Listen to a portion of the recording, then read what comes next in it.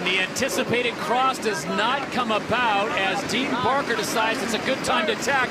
But look at the speed of the Americans, and at this point, the Americans have overtaken the Kiwis. Well, just by a tad, the Kiwis put themselves in the right position there. It's called a leave-out attack, and you have to be way ahead to actually pull that off. But the fact remains, the Americans, not only aren't they losing on this leg, they're slowly ticking away at the Kiwis, something we absolutely have not seen this entire series on an upwind leg.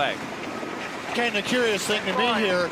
As they get set up to hit the next mark, it'll be mark number 3. And remember, this is just a 5-leg race, so 1.5 more legs, and this race will be over. Oracle will now have the starboard tack advantage. Again, they're attacking better, and it just looks like they're going quicker through the water all the time. Their changes have made a difference here, Todd. Bottom line. Going pretty well down there. Keep in mind, on the run, the boats are so even in speed. If Oracle gets ahead at the mark, they could easily hold them off and take the race. You heard Ray Davies there, Gary, say he's going pretty well down there. I haven't heard that phrase come out of Ray Davies the entire event. As they come together, Oracle USA has the right of way here on starboard.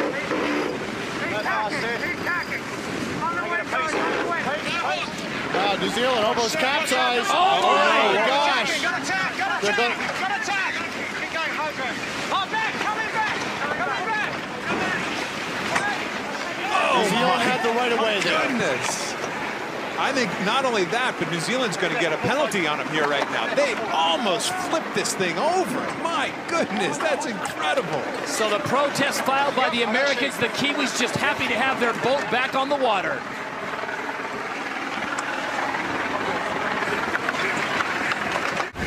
Well, here it is one more time. Kenny, what went wrong for Dean Barker and his crew? Their wing didn't pop, so their wing is popped the wrong way. It has not actually gone over to the new side until right there. Their wing did not actually tack. It's just amazing whether that's a hydraulic failure or a human failure. We're not going to know, but watch, they're on port tack right now.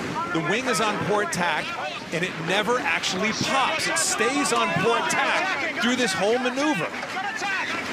Just acts like a wall instead of a wing, and the windage of that wall almost flipped the boat over. Here it is on board, maybe the most dramatic footage we have so far. Emirates Team New Zealand puts it up on that left side hole, and it just doesn't come back. Hydro, Hydro, Hydro! Keep going, Hydro! Todd, I think you hear hydro, hydro, hydro. That means that they don't have the pressure in the system that is needed to actually maneuver that wing. If the pressure isn't there, the wing won't pop. It's one of the features of this Team New Zealand wing. They didn't have the hydraulics necessary to control it. At gate number 3, it's the Americans with their biggest lead of the race, almost 200 meters. Jimmy Spithill and company now head back downwind and then head for home, hopefully holding off the Kiwis and picking up a win.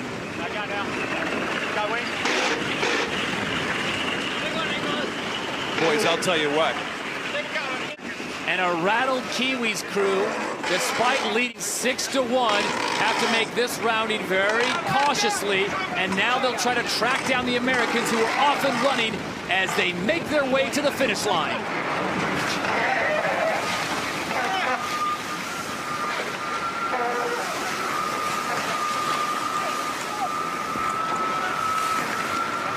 So the chase is on. Dean Barker in unfamiliar waters as he is looking at the back end of Oracle Team USA, speeding away and seemingly making all kinds of great maneuvers.